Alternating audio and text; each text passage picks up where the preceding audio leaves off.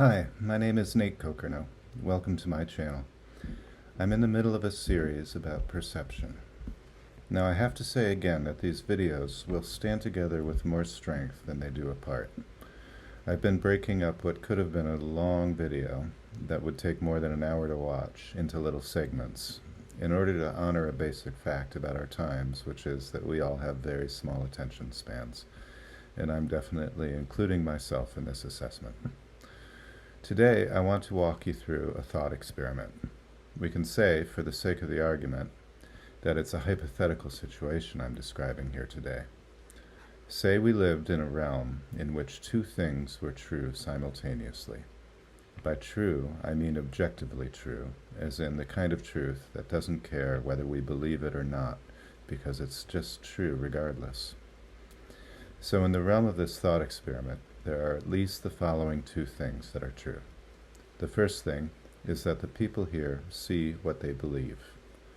They don't all realize it yet, but their thoughts construct the perceptions they have of reality, or of what is real. The next thing that's true about the people in this realm is that the vast majority of them trust their sensory perceptions very much, so the vast majority believe that they have to see something to believe it. If this were all true objectively, what would naturally happen to an individual's worldview? I'll define worldview here as this individual's set of beliefs about how and why things come to pass, and what those things are. An individual's worldview also includes his personal judgments of those things that come to pass, for instance, whether they're good or bad, true or not true, and whether they should have happened or should not have happened.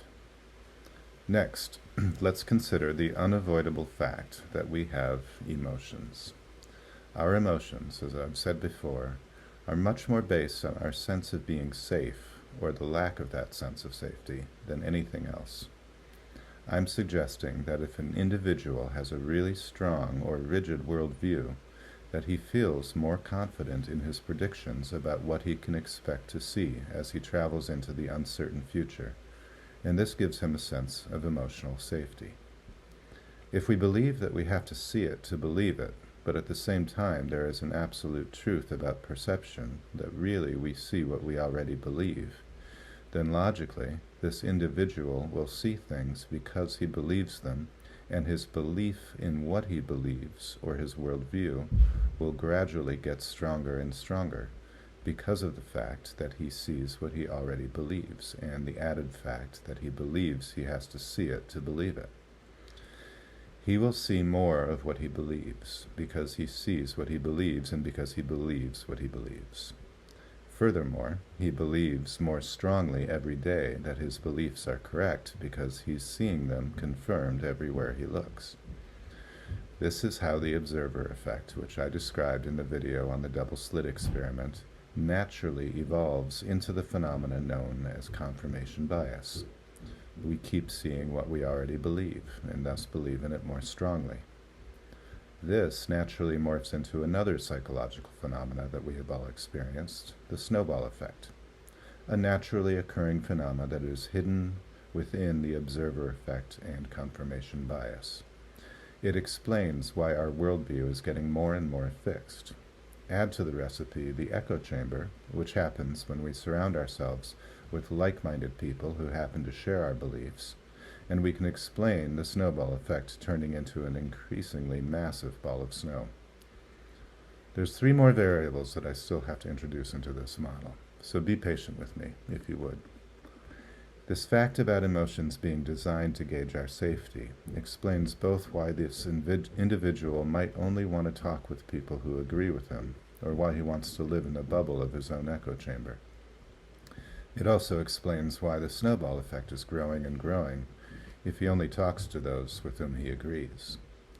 But one thing that is definitely happening is that his beliefs are getting more and more fixed due to all of these influences, which are natural outcomes of the two original things being true. Then there was a new idea that sprung up around the 1960s, a new way of thinking about truth and beauty called post-modernism. This was a clever truce of sorts, which you could say went viral in a time before the word had its present-day social implications. Postmodernism would perhaps make our disagreements go away, or to help us find peace with the fact that we had so many disagreements with other people. The postmodern ethos states that each individual has their own truth, which is sacred and which should not be stepped on. In other words, let's just agree to disagree, was the objective of postmodernism. Postmodernism was a way of kind of throwing in the towel in our pursuit of an absolute truth. Let's stop seeking some ultimate objective truth and just live with the fact that all of our various truths are true for us individually. Every time I bring up postmodernism in a video, I feel I must stop and explain that I truly love and appreciate the intentions behind this paradigm shift, which has only been around for the last 60 years or so. I am flexing the muscles that were granted me by the postmodern ethos right now. It's why we live in a somewhat pluralistic society. It's a great idea theoretically, and it can't possibly be objectively true if truth is to have any functional meaning. And it has culminated into something quite chaotic, and that is mainly because of the last variable that I will introduce into this model. I have to make the model smaller to make room for it. There you go. Now we introduce the World Wide Web. Suddenly, around the turn of the last century, we became very connected in a digital kind of way. Once we all embraced this amazing new technology, we soon came to find that we could find our in-groups here too, and we organized ourselves into in-groups and out-groups that loosely span the whole globe. We had digital community now, which made the lack of physical communities with like-minded people more tolerable. But thanks to the echochamber and the resulting snowball effect, we all grew more polarized. And now the rules were set up differently thanks to postmodernism. Every individual truth has the same basic merit, and each individual, no matter how illogical or unreasonable his or her truths may be, has a right to say them and has a right to gain influence via the internet.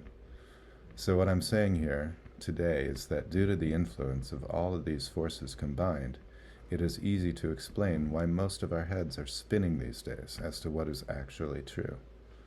Nobody is quite sure anymore. We're not even sure if truth still has a meaning.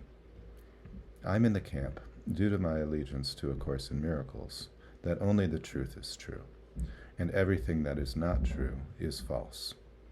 I believe the truth has nothing to do with what we see or hear with our sensory systems.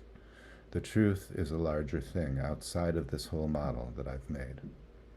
While the intentions behind postmodernism were indeed very noble, I think it has culminated into the moment that we are in now, quite predictably, as we look back in a Monday morning quarterback kind of way, into a historical moment of apparent, unbridled chaos.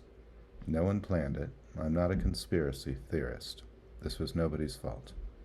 We just introduced a new idea, postmodernist thinking, shortly before we introduced a new technology, the internet, which, when combined with the facts about how perception works and with our emotions, created a perfect storm. We can just introduce one last variable, which is the polarized news that most of us these days get from watching news on the internet. The algorithm itself selects for us more video segments that it thinks we will agree with, and it doesn't show us things that it supposes we won't agree with. Each time we hit like or subscribe, we're strengthening our own algorithm. Let's just boil it down to Fox News and MSNBC News for the sake of the argument. I said in the 7th video in this perception series that our phones are showing us things about the world by means of the same technology named quantum mechanics as our brains and eyes and ears are telling us things about the world, by collapsing waves or possibilities down into particles or matter that is fixed in time and space. I made the statement that having the same technology in our heads and in our pockets has exponentially magnified the effects of this technology on all of our various perceptions of the world. Now, if we're interested in knowing what's happening in the news, we will get either one polarized view or another. Most of us who are watching MSNBC News are not talking to the people who watch Fox News, even if we were formerly close to them, and the same is true in reverse. And there's very few of us who are getting our news from both Fox and MSNBC. And so, It's quite natural that with these combined influences, we're only going to get more and more polarized until either one of two things happens. First, we would either kill or cancel each other, or two, we would figure out how this game works and start seeing through it to the truth. The absolute truth that I would like to nominate for your consideration is the one that Jesus and all the other mystics have been telling us for millennia, and which recently science has become cognizant of as well. We are all one mind, one consciousness, having a horrible dream of what it would be like to be separate. The reason why, because the thought crossed our collective mind once.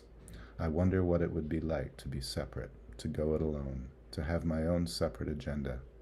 It seems like a good idea. If I'm really ambitious, then I could conceivably get more than everything, which is what I have now.